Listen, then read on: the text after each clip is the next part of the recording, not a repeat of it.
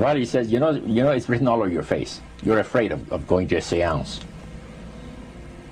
But he says, I know you. He says, you're going to come. And then he started telling me how brave I was when I was aboard ship, you know, different things. He says, you're not the same man, you're changed. You're chicken. That's all I needed to hear. I said, when do we go to a seance? So one Saturday evening, we were in the place.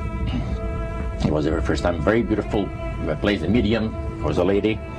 She had a gorgeous new home in Montreal. And there were about 20 invited guests there, which I was one of them. And she communicated with the spirits for different people there. And they were telling them what the spirit said. One man said, I would like to talk to my friend that died 6 months ago. But I don't want him to appear. Just want to talk to him. Because he says, I don't trust you talking to my friend for me. So the medium says, let me inquire of the spirit. Yeah, the spirit will talk with you. And that big masculine voice was heard in the place. It says, hi Frank. It's nice of you to ask for me to talk with you. And they had a little chat. And after it was over, Frank says, this is the greatest thing on earth, to be able to talk with the spirits of the dead. Then the medium said, we have a very special surprise tonight for you people. A spirit will manifest itself openly here in a few minutes. And it's like a big gust of wind hit the building. And right through the wall. Now the lights weren't terribly bright, but they were like living room lights. A couple of floor lamps and maybe some of these. And that translucent being seemed to come right out of the wall.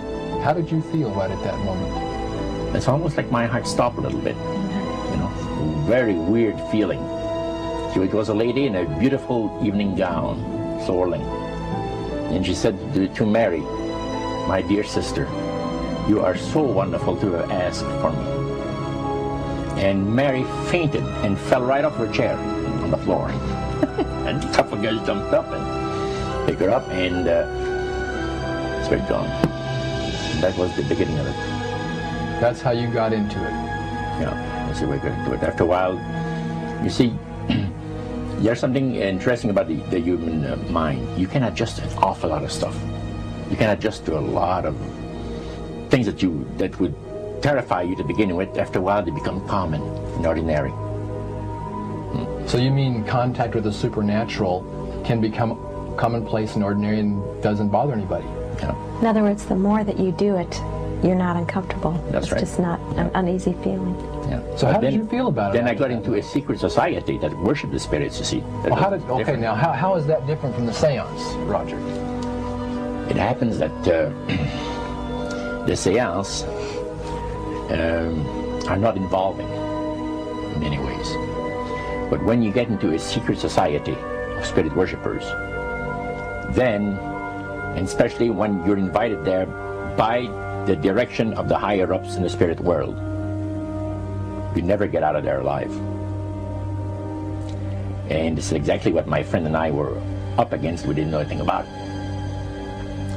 And there was a very, very popular big band leader. Jazz band, yeah, very famous. And one night we went to one of these seances, and he was with his wife. So Roger, you're at this restaurant. What happened? We sat there, and we had our favorite alcoholic beverages, you know. And as we talked, the band leader says, I want power. I go right to the source of power. And he says, how do you think that I became famous the way that I am? Well, I said, you must have had some good luck. But he says, there's no such thing as good luck. He says, there's either some power working for you somewhere, or you don't get ahead in this world. Not in my type of occupation. So it went from there. We got talking about spirit worship. Did it intrigue you? Or did it make you want to find out more about what exactly he was talking about? Yeah. So he said the supposed spirits of the dead that you're talking with are demon spirits. They're fallen angels. They're beautiful beings. Just set it out, just like that. Oh, yeah. It didn't make you uneasy when he said they were Well, demons? it shocked you a little bit, something that you first hear mentioned to you. He said, you guys have got a great future ahead of you. Because we've been told, the high priest of our society, secret society, has been told that the master has very special plans for you too. Now, what did he mean by the master? Satan. And we were interested to hear more about it. And he told us, he says, look, we worship spirits. We worship Lucifer and all his angels. They're just as beautiful as they did before they were cast out of heaven. He says there was a misunderstanding in the whole thing. He says among the inhabitants of the galaxies. And he says our master was misunderstood. And God did not bear with him like he does with people that make mistakes today. So we're in a warfare, good against evil. And we happen to be the evil ones, but we're not that bad. He says, I look at this business between the forces of good and evil. He says, you believe in one person believes in God, and everyone believes in Lucifer. It's like politics.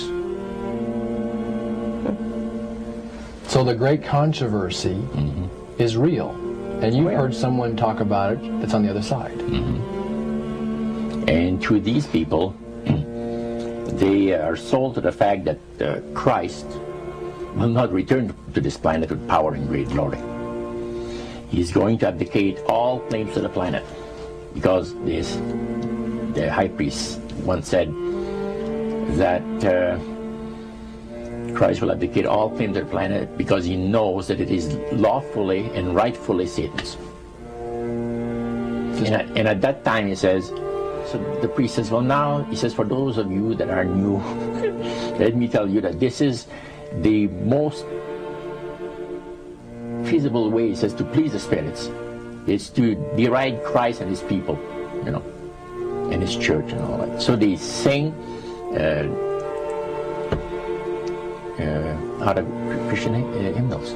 They didn't sing Christian words to the hymns, however. Well, they changed a lot of them. Yeah. Not for it's a form of blasphemy. Yeah. Such as you see today in the rock music world. You see the entertainers, they have these crosses. The ladies got earrings, crosses. The guys got crosses. This is a form of blasphemy, a form of deriding Christ. You see, spirits cause the people to do that, to find pleasure in wearing this type of emblem, which is the cross is the emblem of the crucifixion of Christ to the Christians. Better to reign in hell than serve in heaven, is that it? Why not? I'm here on the ground with my nose in it since the whole thing began. I've nurtured every sensation man has been inspired to have. I cared about what he wanted, and I never judged him. Why? Because I never rejected him. In spite of all his imperfections, I'm a fan of man. I'm a humanist. Maybe the last humanist. Who, in their right mind, Kevin, could possibly deny the 20th century was entirely mine?